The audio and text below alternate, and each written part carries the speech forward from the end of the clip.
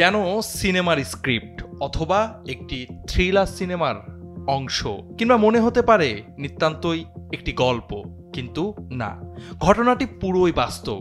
বলছি সম্প্রতি লুভ মিউজিয়ামে ঘটে যাওয়া সিনেমাটিক এক চুরির কথা।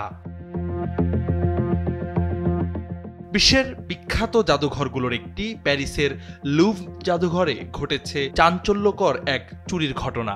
রবিবার সকালে জাদুঘর খোলার কিছুক্ষণের মধ্যে ৩ জন মুখোশধারী চোর মাত্র ৭ মিনিটের মধ্যে অ্যাপোলো গ্যালারি থেকে ফ্রান্সের ঐতিহাসিক রাজমুকুটের অমূল্য অলংকার চুরি করে নিয়ে যায়।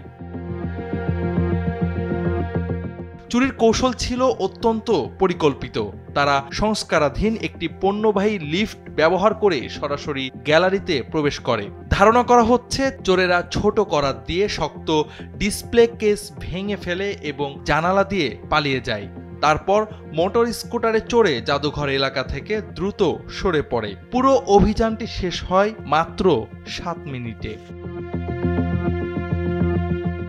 ঘটনার পরপরই জাদুঘর কর্তৃপক্ষ বিশেষ কারণে সারাদিনের জন্য লুভ বন্ধ রাখার ঘোষণা দেয়। দর্শনার্থীদের নিরাপত্তায় জরুরি ভিত্তিতে বন্ধ করে দেওয়া হয় প্রধান ফটকগুলো। ফ্রান্সের সংস্কৃতি মন্ত্রী রাশিদা দাতি সামাজিক মাধ্যমে জানান, ঘটনাস্থলে পুলিশ উপস্থিত হয়েছে এবং তদন্ত শুরু হয়েছে। তিনি বলেন, এই গয়নাগুলোর আর্থিক মূল্য হয়তো নিরূপণযোগ্য নয়, কিন্তু এদের ঐতিহাসিক ও সাংস্কৃতিক গুরুত্ব অপরিসীম।